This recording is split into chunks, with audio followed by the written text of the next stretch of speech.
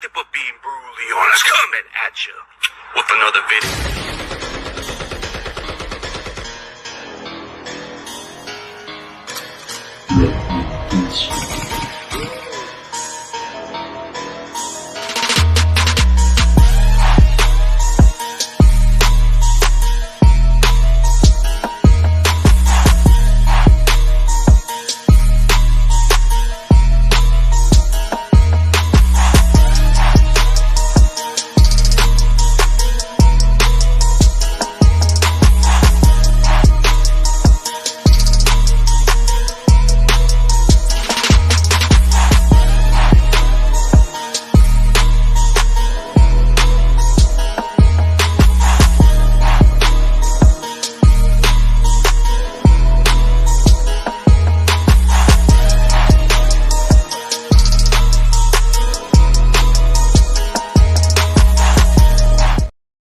What is up, everybody? Ladies and gentlemen, let's welcome a special guest. And, you know, this guy happens to be from the Charm City. He's from Baltimore. He's a Ravens fan, by the way. So let's welcome my guy, Tim from Baltimore, man. How's it going, bro? What's going on? Welcome, everybody. Thanks for having me. Oh, yeah, for sure, man. Hey, we've been having a good little hangout on TikTok, man. I couldn't find a Ravens fan, so I thought, why not just reach out to this guy? Nah, man, I love appreciate it. Oh yeah. Hey, speaking of this matchup, man, this is got a making of a Super Bowl matchup, man. Don't you think? Oh yes. Super Bowl preview for sure. I just can't get on that flashback of 47, man. It's just comes out of the nightmares, bro. I know you had that moment. You had one of your best moments, man. I had one of the. I was like, dude, it's just. But that's either here or there. But I gotta admit, Ray Lewis was a damn great leader, man. That he was a motivator. He was the heart and soul of that defense. But you guys still build a great defense, no matter how you look at it. Yeah, I mean that's the identity. You know, we got our first Super Bowl same way. Yeah, offer your defense. In 2000, you guys had one of the most dominant defense at that time. You guys were like in the same comparisons of the 85 Bears at one point, but you guys had a really great defense. Even with Trent Dilfer at quarterback, you still were able to win that Super Bowl. Yeah, and I mean the Russian attack with Jamal Lewis, Priest Holmes. Yeah, you guys had a really stacked talent, but when it comes to Baltimore, it's always been known as a defensive type of team, a running team. You know, the Niners and Ravens, they're very much alike. I always said like San Fran is the Baltimore in the NFC. And Baltimore is kind of like the same way with San Fran. So it's like you can put it two different ways. Like You guys run the AFC the way you guys run it. You guys are ahead. The Niners are actually above the NFC right now. Yeah. Yeah, but what is going on with Baltimore, man? They're just getting running back injuries and then a lot of other injuries. Like the couple of years, you guys have been going through injuries just like the Niners, man. What's been going on with your guys' depth-wise, man? So my personal opinion is I think they're overworking, like the strength and conditioning coaches are putting too much physical wear and tear, you know what I mean, during the week on the bodies of these players. There was a little a snippet of, forgot the reporter's name for the Baltimore Sun. Having a brain fart, but she did a little piece stating that when she did an overlook of all the teams in the NFL on how much they actually lift heavy weights, Baltimore's schedule was almost 2 times everybody else, the average. Like especially during the season, you should only be lifting heavy actual weights maybe once, depending on what kind of workout you're doing. Once, maybe twice. They were doing it 3-4 times a week. Like, that's way too much. That gets a little more of your body wear and tear. Like, even when you're as an athlete, you don't want to over wear and tear your body out of it. So maybe Baltimore was being too intense. That's what makes it so unique about Baltimore. I mean, your defensive line is pretty deadly. I like that kid that you guys got, I mean, from Texas A&M, I believe that Justin, I don't know what his name, but he's a beast. Matabuke? Matabuke. That's the guy that I couldn't even pronounce it. I said that guy's one of your guys' best ballers out there.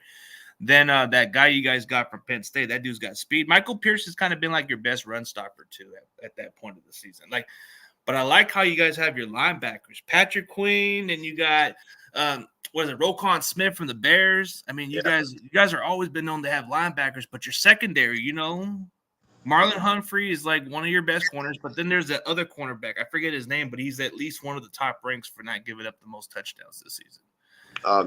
Is it Geno Stone or Brandon Stevens? I think it's Stevens, the Stevens guy, whatever his name is. Yeah. He was on the list with Lenore, but I guess him and Lenore are up there with the snaps with the not allowing the most touchdowns this season. But it's kind of like how Baltimore is. Like, it doesn't matter who you guys plug in at running back. It seems like you guys make up a lot. But how do you feel about the loss of Keith Mitchell? It hurts. Like, I'm not gonna say it's not nothing, because it is. But like, we still got Gus. We still got Justice Hill. I mean, Justice Hill is more of a passing back instead of an actual, run through the A gap type. We've always had running back by committee. That's what it was. You know what I mean? So like, that's why to me it's not a huge deal. Because at the end of the day, like how everybody likes to crack the jokes, our rushing leader is Lamar Jackson. That's what it is. You know what I mean? So he can, add a few more design runs for him, to relieve the rushing pressure from the running back room. I think we'll be all right. Yeah, I mean, even with your rushing attack, as long as Lamar's under center, you guys are not going to have an issue with it. It's just whoever the next man. But I think with Keith Mitchell, he just makes those big runs too. So it's like when I saw that kid play, he kind of reminded me a little bit of Raheem Mostert, just the big runs. Like, you see how Mostert's known for those big runs, right? That kid Mitchell, I see how he runs those big time runs.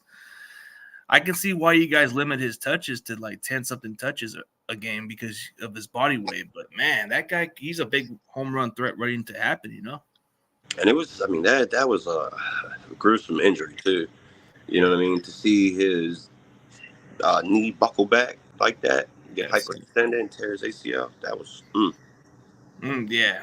But especially how Baltimore overcomes a lot of the injuries, man. They're always been that tough AFC team, no matter how you look at it. But Kansas City, it's like we don't know what to expect. We'll probably find out later in the playoffs. But so what are you excited about this matchup with the Niners, man?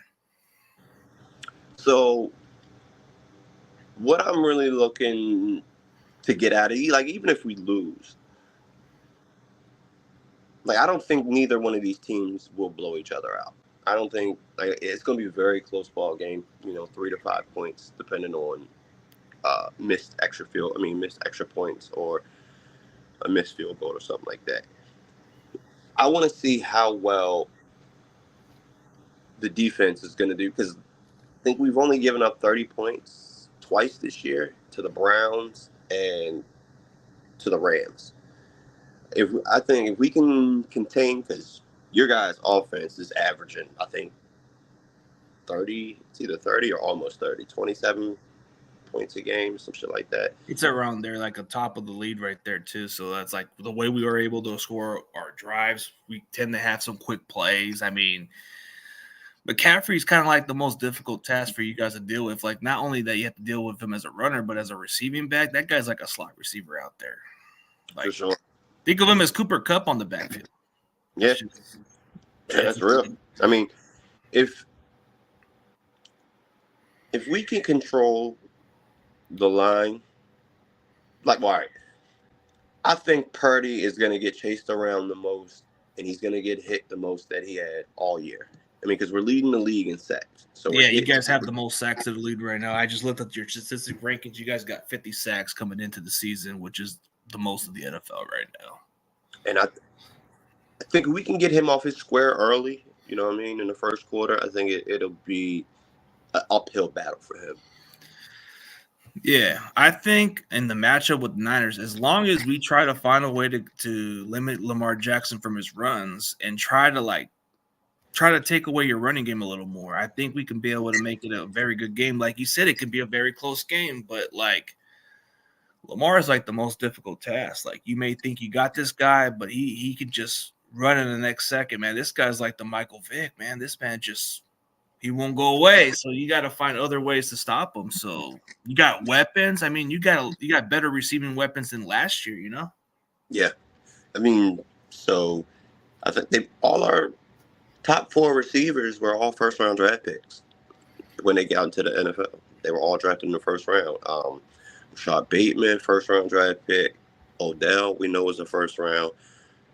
Nelson Aguilar was drafted in the first round. And who's the 4th one I'm thinking of? Zay Flowers. Yeah, Zay Flowers. Yeah. Oh, yeah, drafted. he's like your slot receiver, but he's been really good this year. Yeah, especially in like the later half of the season. He didn't score. I don't think he scored until like week 9. He finally got his first touchdown. But then they're starting to come on a every game basis now. Yeah. And then going into this season, you lost your best tight end for the season, but you got this kid Likely, man. So this guy's kind of been stepping in pretty well. Like, how do you feel about Likely? I mean, I always liked him. Like last year, he didn't get a lot of playing time, but when he did, he was very, very, very productive. And then when Mark Andrews went down, the first game that he started, he didn't score, but he had, I think, 9 catches for like 86 yards, and 2 of them were very crucial for winning that game. Yeah, that's kind of like tough to overcome because when Mark Andrews has always been Lamar's go-to guy, so then you go from him to Likely, that just doesn't go overnight. But since he was there last year, he has more comfort of the offense. He would only get better with all the consistency he gets with all the playing time. But hey, going into your defense, I mean, you guys got Clowney, and he's actually playing pretty good this year. Yeah, I was very cautious and suspicious about that pickup because he's always when he was with Texans, when he played in Houston, he was there with J.J. Watt, and J.J. Watt demands a double team every time, and you're on the other side, and you couldn't get double digit sacks, you know what I mean, with 1-on-1. His whole career, he never got over double digits. And then he went to where did he go after that? I think he went to Seattle. Went to Cleveland. I mean, he went to he went to different teams like Seattle. Yeah, I think he went from Texans to Seattle to Cleveland, and then he went to Tennessee. Then he went to Tennessee. No, I think he went to Seattle and Tennessee, and then Cleveland, and then I guess he just signed to you guys eventually. Yeah, but when I seen from when he was in Cleveland and Texans, because Myles Garrett is a dog.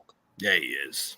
You know what I mean? So he's got to demand a double team as well. If it's not a double team off the line, you're gonna have your your running back chip him. You know what I mean, or help block. So he's getting double teamed, and Clowney just wasn't winning 1-on-1 matchups when he was with them. But now, this year, that's what I was so worried about. But this year, he's killing it.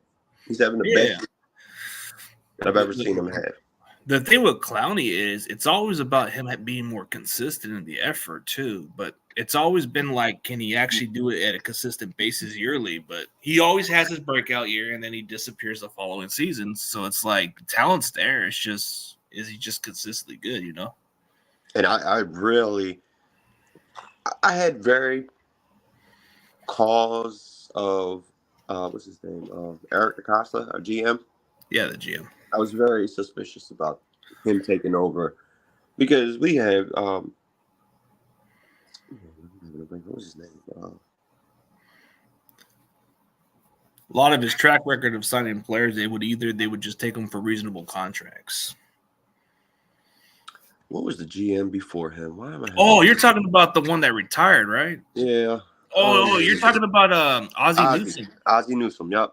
Because he's the GM. He's been a GM for damn near our whole organization's establishment. Since their existence, yeah. Right. So when he left, I was like, man, how is Acosta gonna, pick up, and is he gonna be able to do the same kind of things that Ozzie did? And I'm very impressed. Picking up like players like Kyle Van Noy, the Jadeveon Clowney signing. Nelson Aguilar, the OBI. I was very, I think he overpaid for OBJ for sure. Yeah, for a guy coming at the age of 30 plus years old, bro, you would think, man, come on, you shouldn't be demanding that kind of money. Coming off of not one but two Coming off to ACL surgeries on the same leg. Like, man. yeah, I'd rather him went out and spent that money on DeAndre Hopkins. I think that would have been a better fit. Oh yeah, Hopkins probably would have been nice because he was more of a consistent wide receiver. Even in Tennessee, he's still producing. But when you look at how things are playing out, man, it's just tricky how you guys play your division. Like, you guys are even with Cleveland. I think you guys split your record with each other because they had. I think you guys beat them the first battle, and then they beat you the second time, and they gave us some fits. But looking into this matchup, I mean, you would have to like. The one thing about Baltimore that might be the most challenging part is just how we're gonna block up against your D lines, man. They're just dogs out there. Yeah, They're dogs, bro. Like straight up, like, oh, I guess shout out to Danielle, shout out to everybody in the comments section. But yeah, hey, they're praising about your guys' defensive line right there. And oh yeah, this is the point differential that I think you were referring to. I think this is what I think our offense scores between 27 or 30 points, one of the two. yeah. But I think your guys' past defense is at least in the top 5, if I'm mistaken. Like, you guys have at least a really good top. But I don't know, like, what is some of the concerns for you as a Ravens fan looking into? Like, I know your defense is pretty legit, but I know there's some holes that you guys are probably thinking, man, we got to fix that, or some other team's going to expose it. Offensive line. I think so because he's Lamar Jackson. Like, he gets out a lot of most situations for other quarterbacks would be a sack because of the O-line deficiency. I'm worried about your guys' defensive line. I mean, you got Hargrave, Armstead, Bosa, like Chase Young too. yeah, Young. Like I think that's if we can. If the running game is successful, I think we'll be good. Yeah. I mean, because as long as we're moving the ball on the ground, we don't have to worry about being behind the chains, you know what I mean, on first down. And it won't give y'all the opportunity to pin your ears back and just attack. Because anytime you can just a split second to where the defender has to think, it's a better opportunity for us. Because that split second for them to have to make a decision of what they have to do is very beneficial for us. Yeah, the toughest task is slowing your quarterback down because I think it's a lot more than just slow down the running game. It's just Lamar is another part of your running game also. So it's like, but isn't there like other holes on your defense too that I've been hearing about? There's a little of a suspect of your defense or something like. I mean, okay, so if I would have to say the weakest link on our defense would probably be the back four or secondary. But I mean, we can say the same thing about San Fran, though. Oh, yeah. But that's any defense. If your defensive line is not, speeding up the quarterback's mind clock in the pocket, then because nobody can cover for 5-6 seconds. You know what I mean? Oh, yeah. The average play is between 3 to 5 seconds. So, yeah. Okay, so that's another concern for you to say there. But I think from what I'm looking at is your middle part of the run defense is probably one of your small holes right there that I've been watching. I was watching a couple films of the Rams and the last week's game. I see a lot of your issues on the middle, the middle part of your run defense. But I think like the one thing that will concern me about going against your guys' defense is you guys might have to exploit the right side of our offensive lineman. That's probably where you guys will probably get more pressure off of Brock. That's probably the one of our weakest side of the offense, but the rest of it is pretty much the least of our concern. On defense, I think if you guys are just doing well in your running game, you guys got to do some of those quick screen passes because that's where our pass rush doesn't do enough. But I think for Baltimore, if Lamar holds on to the ball, which we've seen with Jalen Hurts, but Lamar can do a lot more than what you see as your quarterback. I think we have to really contain him to that extent. But then if you try to hold him up too long, Lamar can make it out of nothing. So it's like it's not going to be like how we did with Jalen Hurts. Lamar is a different breed, man. This guy is like going to be hard to tackle too. I agree. Like my brother, he's a Philly fan, so I always poke at him and mess with him and all. I tell him that Jalen Hurts is the great value Lamar Jackson. That's cool, man. That's cool. That's cool. But hey, here's a question right here. So let's say hypothetically they shut down your running game, but how would the Ravens passing game look?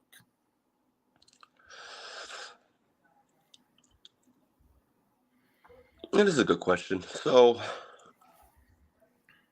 okay, shutting down the running game, I don't really think.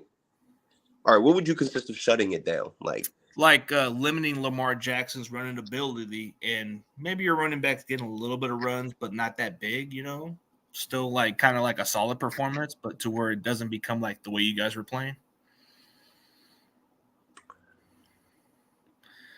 Okay. All right, but the problem with that is, all right, in order to do that, that means you have to stack the box. Stack the box, yeah. But if you stack the box, just spread the field out and Lamar, like this is what I don't understand is people act like Lamar cannot throw the ball, which is that's the thing I don't understand either. He can throw the ball when he wants to. He's got a good arm. The throwing's right there. He can be on the money.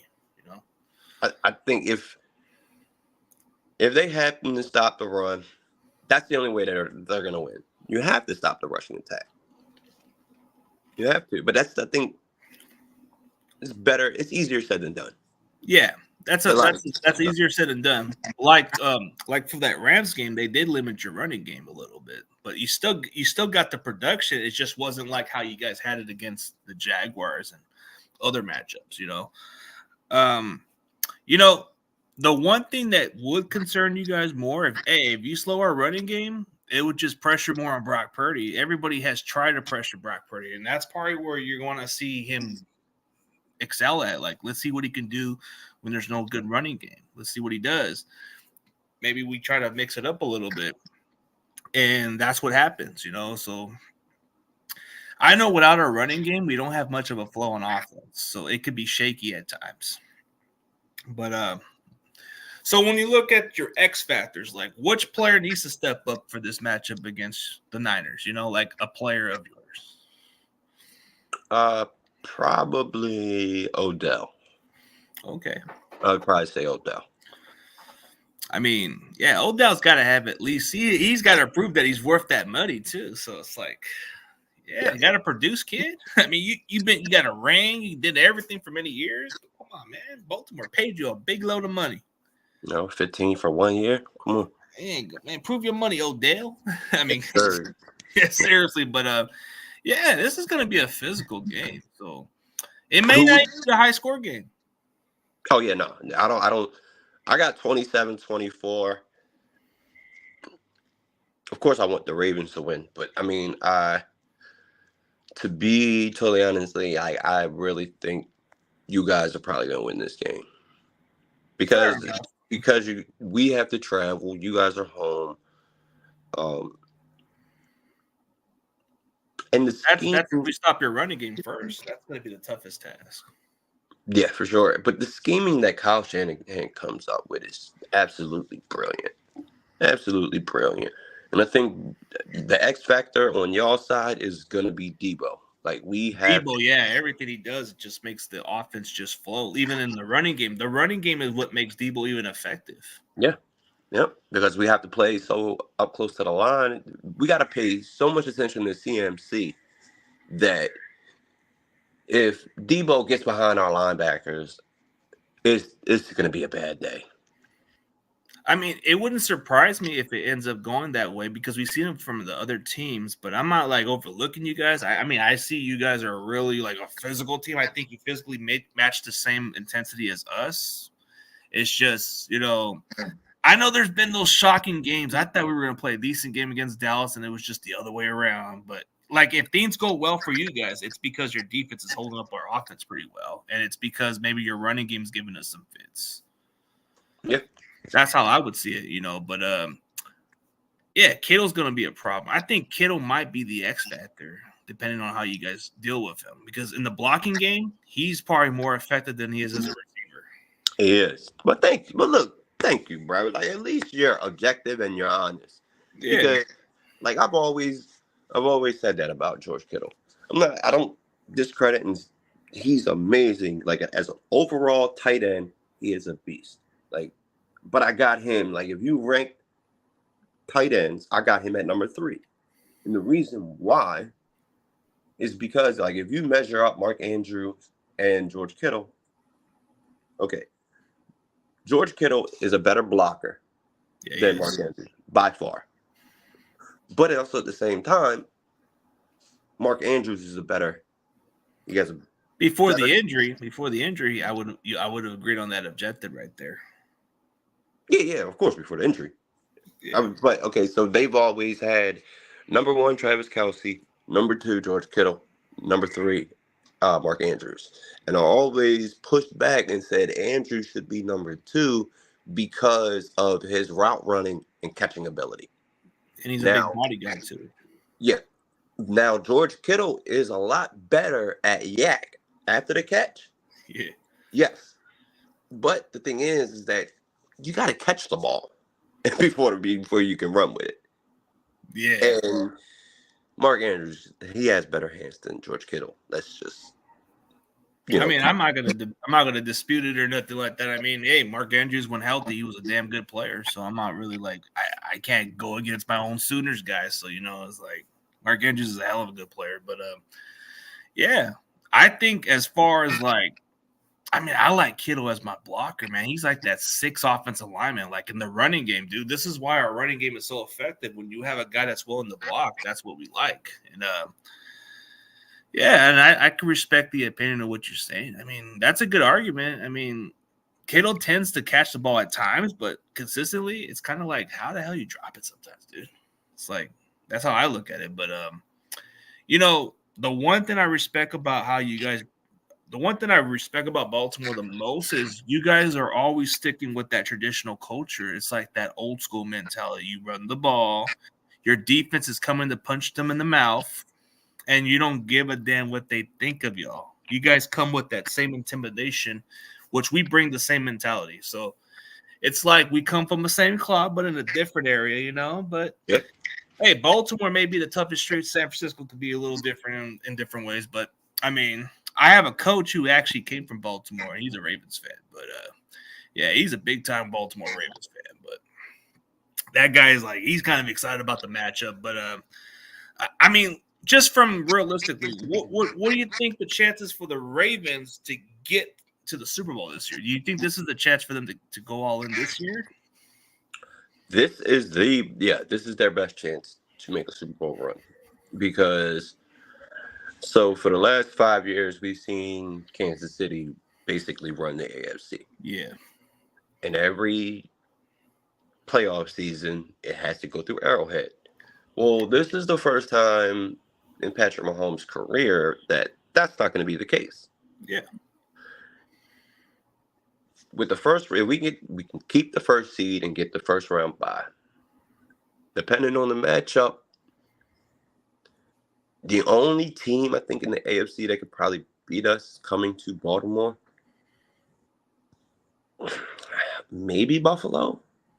Ooh, yeah, they're hot right now. So, but they have to make the playoffs. They're still out. You know what I mean? Like I don't see. There's always that hot team that comes out of nowhere too. So sometimes it's that, but then Kansas City, if they can get it together, it's never out of the picture. I mean, but I just think this is the better year for Baltimore because they're not even going through it. I mean, the injuries may be devastating, but they got the team. They got everything to gain out of this. This is the year for them to capitalize because all the talent that you guys are bringing in Baltimore.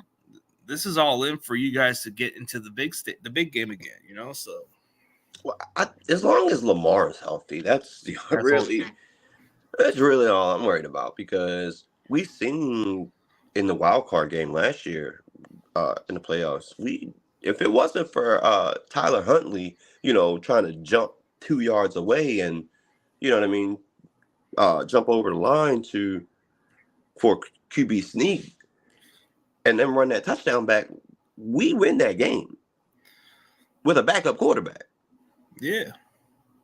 against a team who made it to the Super Bowl the previous year.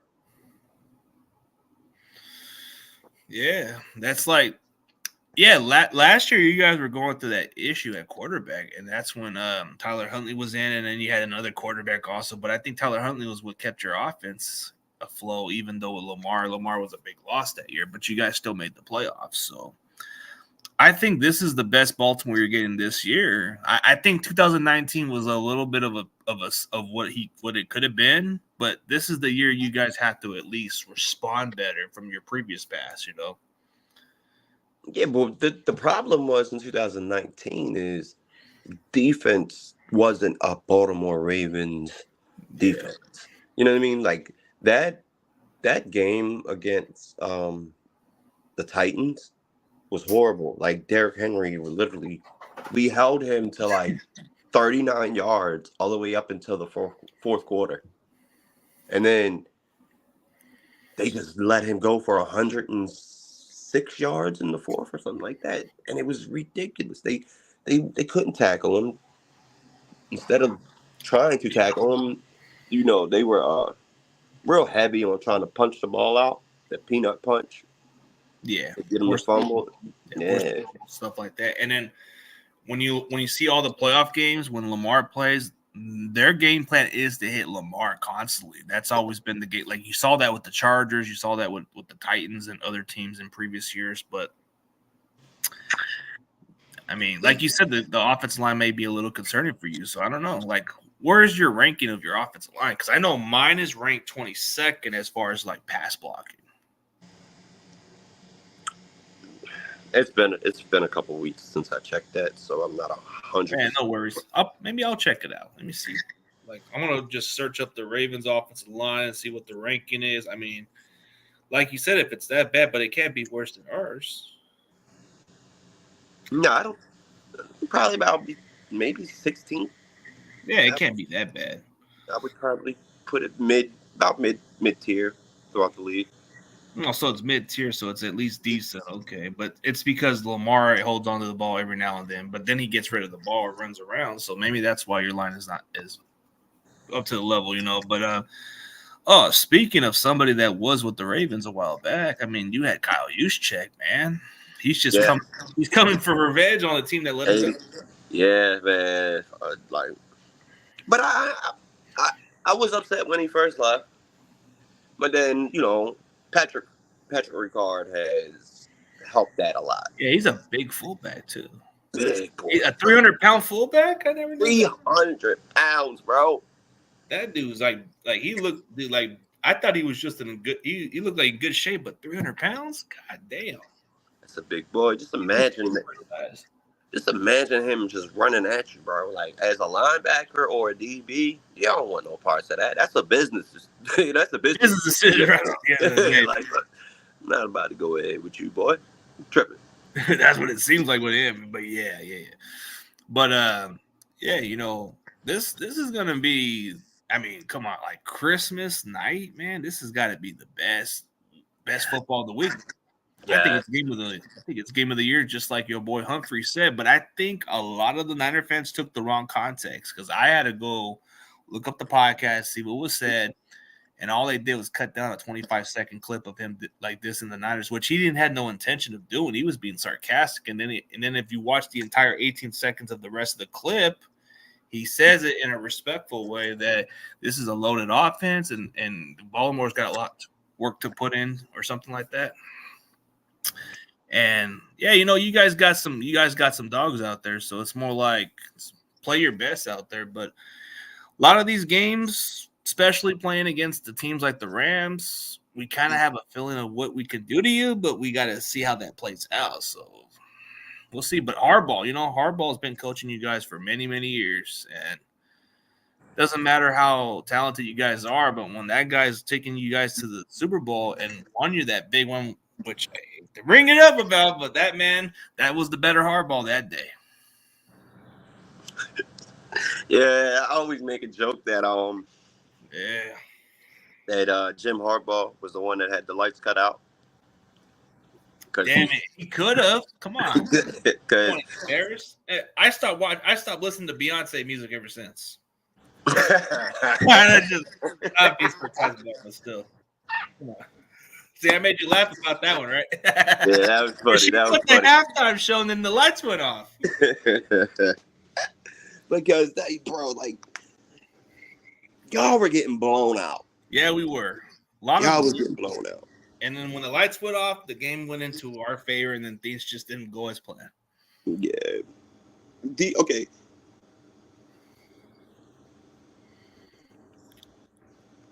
If you say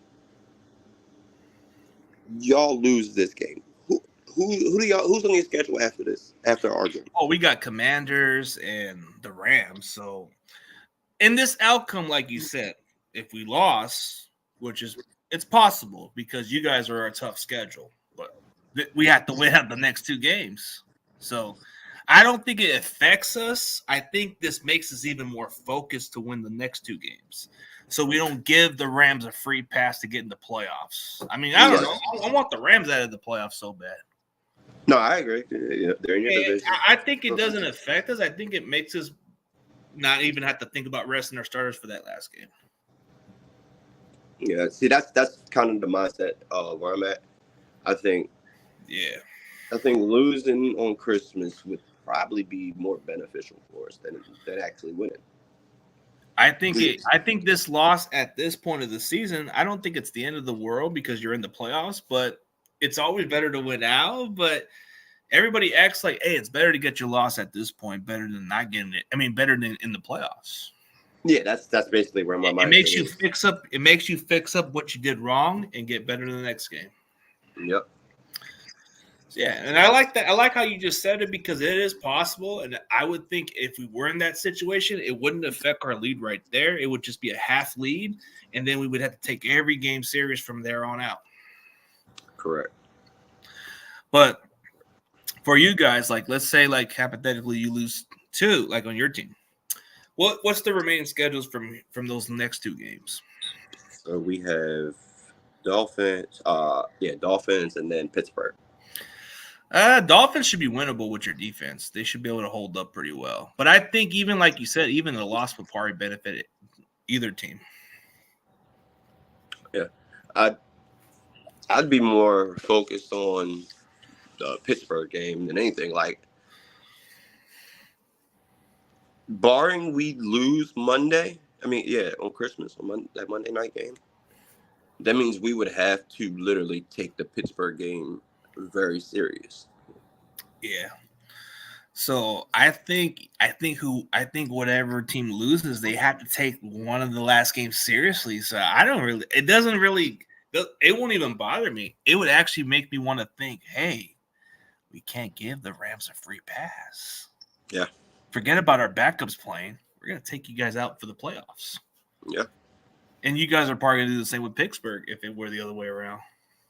Yeah, because we all know, look, them division games, man. They're tough. Yes. Like somebody tried to say, oh, well, y'all lost to the Browns this year. Like, bro, they're got to get defense. They have the best defense. They have the number one defense. And when you play in your division, you're always familiar with your opponents. So it's not like rocket science. Like, are they going to really – what do you expect from your division if they know you too well? It's going to be one of those games or whatever happens. Yeah. It's very comical how people don't have that understanding. Like, a division game is not nothing. It's not a walk in the park. No, it's a dogfight. Yeah, the teams are so familiar with each other.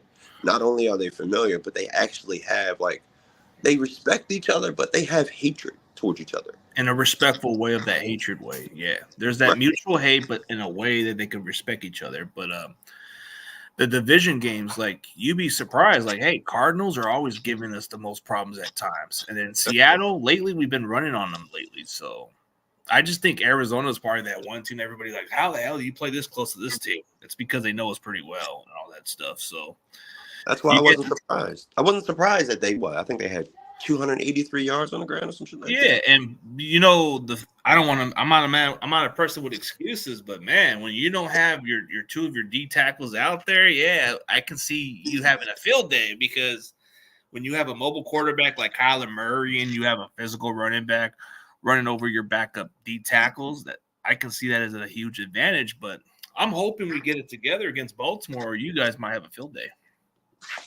Yeah, that's what I'm concerned about. I want Odell. That's what I said. I think our X factor would be Odell. I want him to lace it up and go to war with Tredavious or Travarius. Oh, Travarius Ward. Yeah, Travarius Ward. Yeah, it was a beast. Yeah, that dude's a baller. Straight beast. Straight beast. I think Odell will do pretty decent against him. I mean, you got other receivers like Bateman and Flower, and then you got Aguilar on different occasions. But I mean, Lenore, I like what? I'm getting tired of Bateman. I'm not sold on him. Can't stay healthy for whatever reason, huh? Yeah, I mean, I understand. Nobody, you can't control what happens, like injuries. Nobody can control injuries, but it gets to a point to where it's not. Why? All right, how much are you going to keep dumping into it? You know what I mean? How much time are you got for this guy? Yeah, how much time? Exactly. Yeah, because you want the guy to produce and not be on the shelf. You know, it's like one of those. But he's been on the field now. I mean, lately, so it's not like. But I guess he's underperformed as the first round pick, the way you look at it. So that's the problem, right?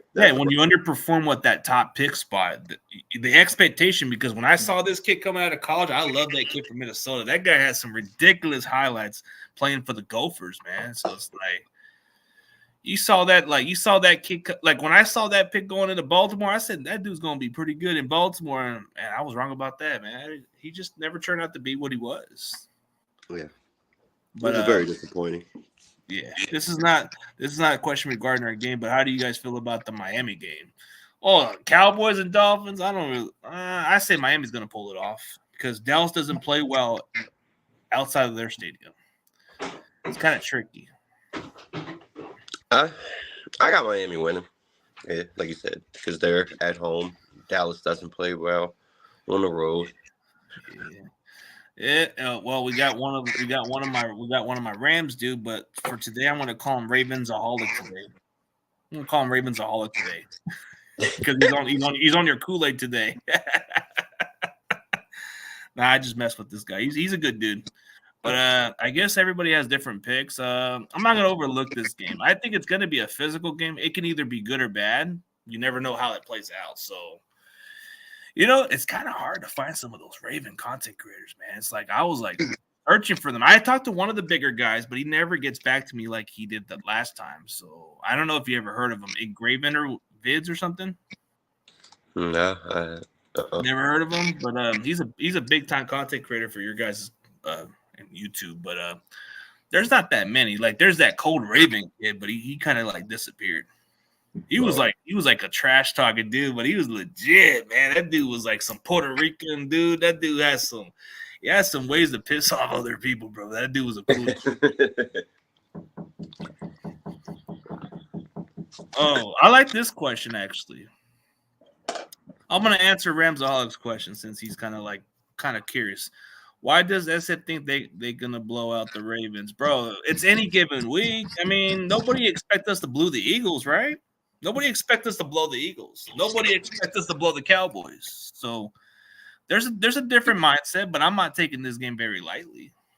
It can be anybody's ball game. If Baltimore holds on our running game, and if Baltimore has a great running game, this could be an evenly game. So we don't know. I'm more concerned about Ravens running game because when the Ravens have a great running game, you're not going to have a good field day.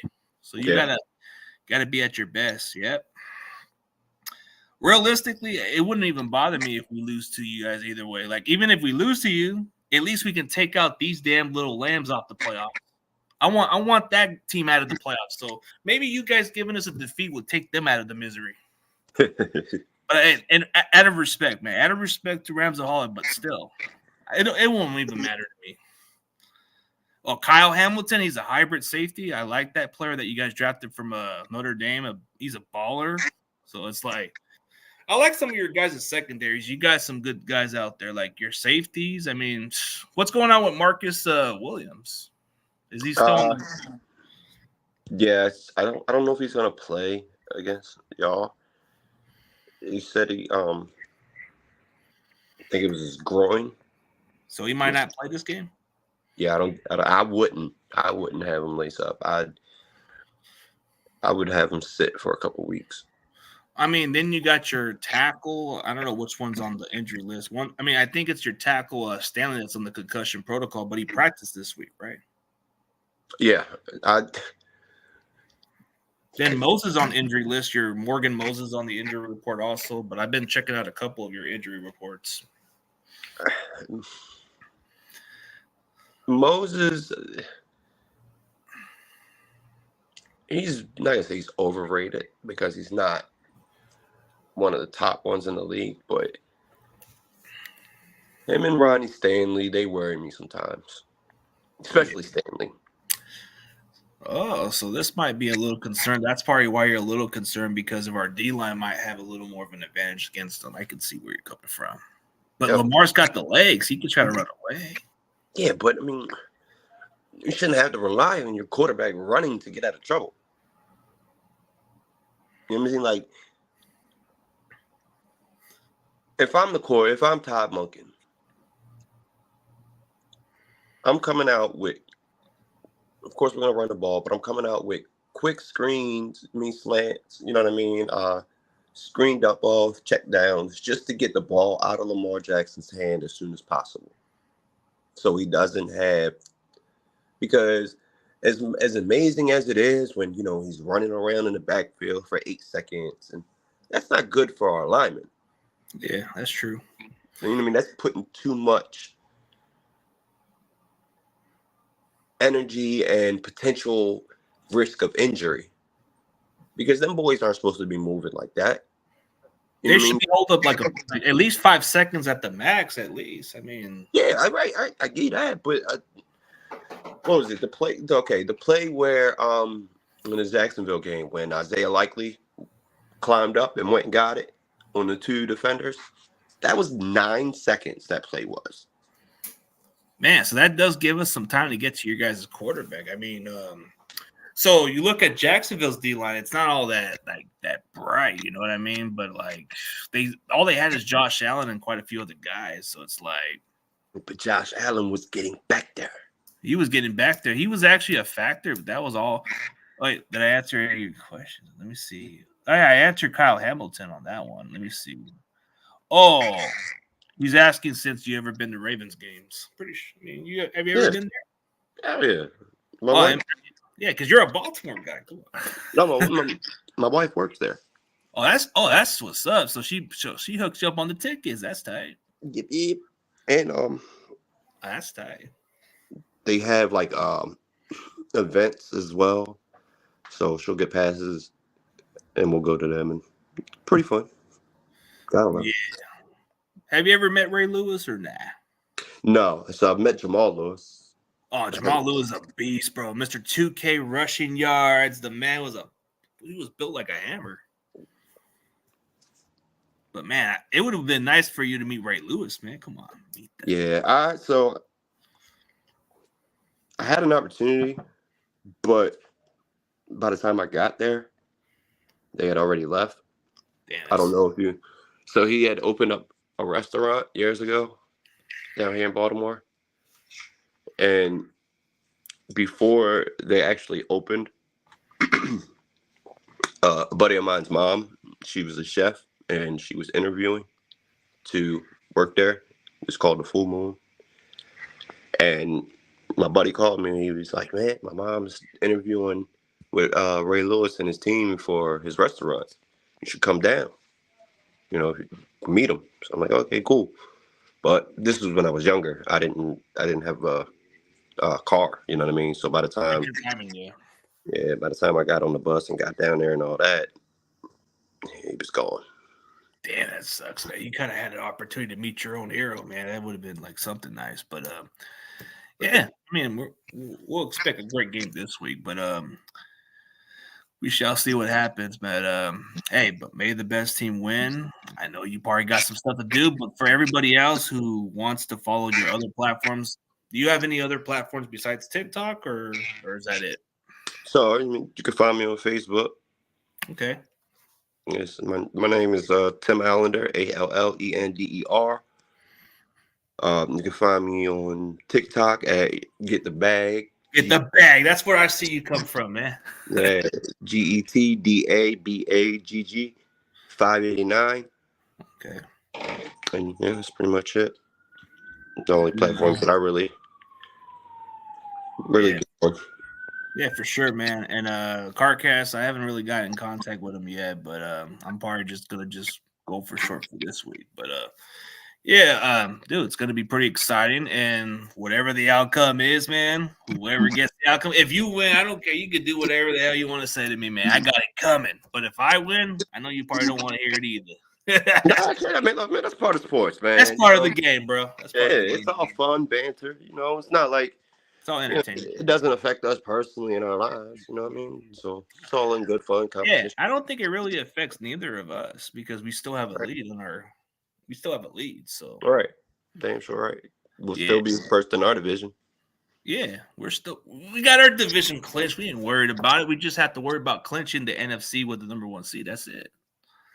Okay, so real quick, can we agree that out of both conferences, can we agree that the NFC is the weaker conference?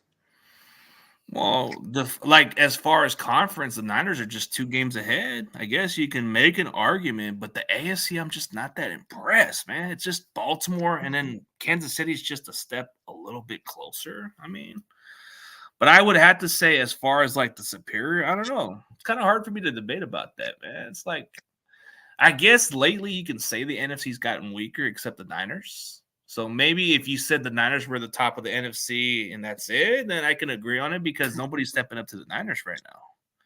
Well, no, yeah. Well, so I'm talking about just as a totality, like the whole NFC versus the whole AFC.